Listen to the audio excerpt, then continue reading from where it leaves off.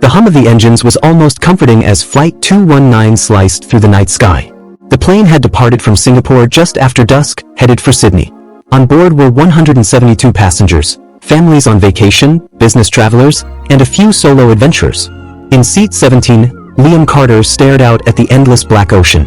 He was a travel photographer, chasing a story that would take him deep into the Australian outback. 2 rows ahead, an elderly couple held hands as they whispered to each other. Across the aisle, a young mother, Amira, entertained her toddler with a worn picture book. Up in the cockpit, Captain Alvarez and First Officer Tan were sharing quiet conversation. The weather was perfect, no storms on the radar. It was the kind of flight pilots wished for. But peace can be deceptive. 2 hours into the flight, a sudden shudder rippled through the fuselage. Overhead bins rattled and a few gasps rose from the cabin. The seatbelt signs lit up. In the cockpit, red warning lights flashed across the control panel. Engine 2 is showing critical oil pressure drop, Tan reported, voice tight. Alvarez initiated emergency procedures, but before they could stabilize the situation, the first engine coughed violently and went silent. Seconds later, the second engine began to fail.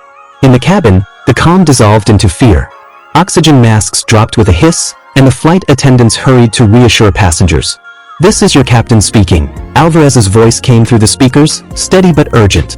"We're experiencing technical difficulties. Please remain calm and secure your oxygen masks. We're preparing for an emergency landing." But there was no airport within range, only the vast ocean and a scattering of tiny islands. The nearest landmass was a remote strip of jungle-covered rock, barely large enough for a landing attempt. The descent was rapid. Wind screamed past the fuselage. The ocean's dark surface loomed closer with every passing second. In 17A, Liam tightened his seatbelt and gripped the armrest.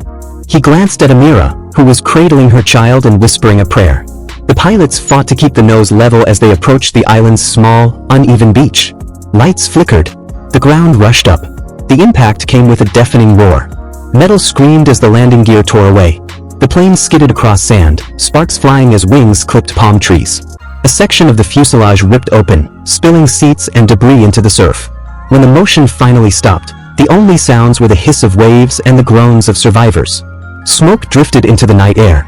Liam unbuckled his seatbelt and staggered to his feet, helping a nearby passenger to her feet.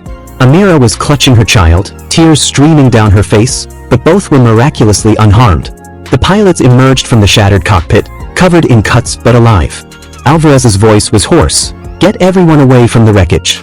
Now." They gathered on the moonlit beach, 89 survivors. The rest, lost to the crash or the sea. The ocean stretched endlessly behind them, the dense jungle ahead. There was no radio signal, no visible rescue lights on the horizon. Hours passed. A small fire was built from broken seat parts.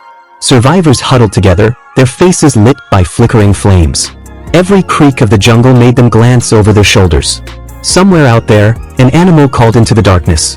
Liam pulled out his camera. Its body was dented, the lens cracked, but it still worked. He began taking pictures, not for a story, but to remember. Each face was marked by shock, fear, and the stubborn spark of survival. As dawn broke, the reality set in. They were alive, but utterly stranded. Rescue could take days, or never come at all. Captain Alvarez gathered the group. "We'll ration supplies. We'll search the jungle for fresh water. We keep hope alive. That's how we survive." No one spoke, but heads nodded. The crash had taken everything from them, yet left them with the most precious thing: time. For Liam, Amira, and the others, the flight had ended.